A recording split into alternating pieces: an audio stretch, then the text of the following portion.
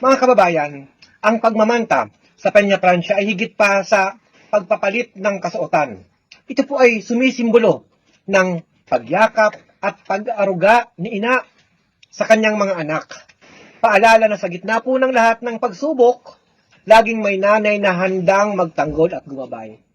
Pero kabaliktaran po ito sa ginagawa ni Sara Duterte. Ang daming katanungan na pwede niyang sagutin ay hindi niya ginagawa tungkol sa Confidential and Intelligence Fund, tungkol sa pwede niyang gawin bilang Vice Presidente. Mga kababayan, napaplastikan ako. Kinikilabutan ako. Hindi ako naniniwala na ang ginagawa ni Sara bilang isang ina, pangalawang ina ng Pilipinas, hindi niya ginagabayan. Hindi siya sumisimbolo ng paggabay sa ating bansa. Kaya, baka lumagablab si Sara. Ang ama niya na labis at walang habas kung magmura sa Diyos,